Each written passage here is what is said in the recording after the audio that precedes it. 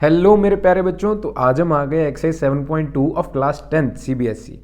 तो चलिए, find the coordinates of the point which divides the line segment joining -1 and 7 4 -3 in the ratio 2:3। तो हमने एक ऐसा बच्चों पॉइंट फाइंड करना है जो a, b यानी कि -1, 7 एंड 4, -3 को 2:3 में डिवाइड करें। तो इस पॉइंट को हम C मान लेंगे बच्चों, 2:3 में डिवाइड करेगा।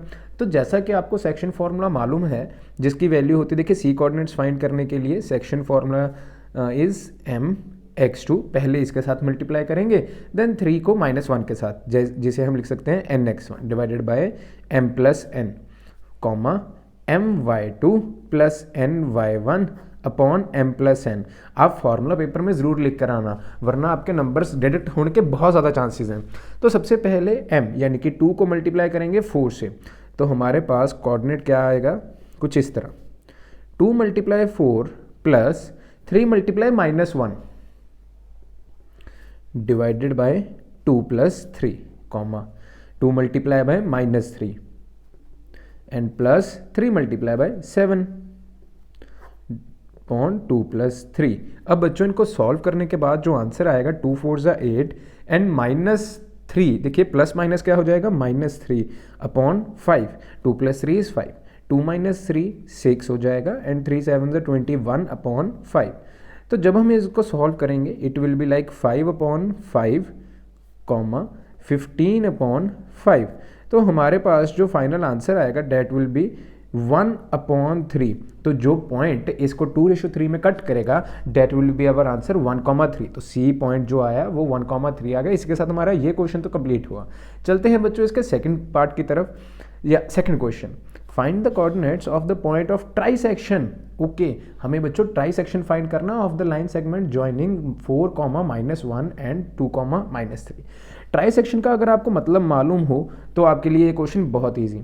ट्राइसेक्शन का मतलब होता है बच्चों, जैसे मान लीजिए ये A एंड B दो पॉइंट्स हैं, -2, -3 एंड 4, मैंने उल्टा लिख दिया बच्चों, 4, -1 एंड -2, -3, ये दो पॉइंट्स हैं। ट्राइसेक्शन का मतलब होता है बच्चों 3 इक्वल हिस्से, 1, 2 एंड 3। देखिए ये एक हिस्सा हो गया, ये दूसरा हिस्सा और ये तीसरा हिस्सा। अब हमें यहाँ पॉइंट्स को नाम देते हैं C एंड D। तो ये इनके कोऑर्डिनेट्स फाइंड करने हैं। तो मान लीजिए अगर C के कोऑर्डिनेट्स फाइंड करने हैं तो ये कितनी रेशो हो जाएगी, देखिए एक हिस्सा इधर रेशो 2 हिस्से इधर, तो 1:2 हो जाएगी अगर C के कोऑर्डिनेट्स फाइंड करने हैं।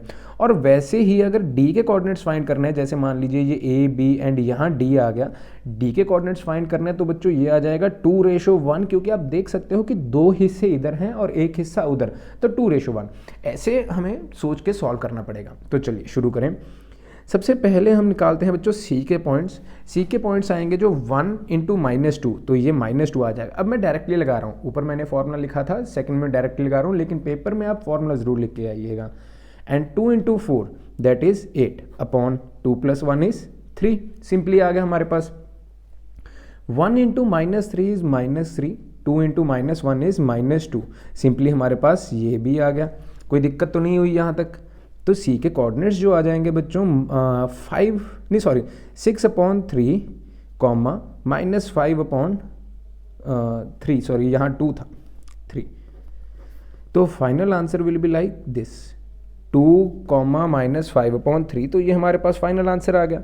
अब चलते हैं बच्चों D के कोऑर्डिनेट्स निकालने के लिए। अगर D के कोऑर्डिनेट्स निकालने हैं तो आपको पॉइंट्स क्या लेने पड़ेंगे, 2:1। तो चलिए एक बार फिर से यहाँ A एंड B के पॉइंट्स लगा देते हैं, -2, -3। तो चलिए फिर से फॉर्मूला लगाएंगे, 2 × -2 यानी कि -4, 1 × 4 इज़ 4, बीच में प्लस का साइन 4, यहाँ 2 + 1,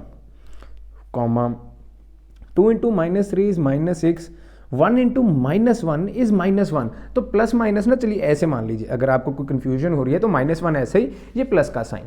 अब 2 + 1 बच्चों 3। अब -4 एंड 4 क्या हो जाएगा बच्चों, कैंसिल आउट हो जाएगा, तो क्या बचेगा, ये तो 0 ही बन गया ना, 0 डिवाइडेड बाय एनीथिंग इज 0, तो कुछ ऐसा दिखेगा, ये 0 divided by 3।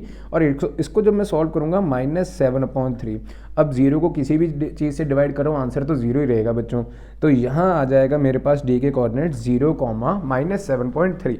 I hope video आपको ईजी लगे। अगर अच्छी लग रही है तो लाइक ज़रूर करना। अब चलते हैं इसके थर्ड क्वेश्चन की तरफ, जो थोड़ा सा लेंथी जाएगा।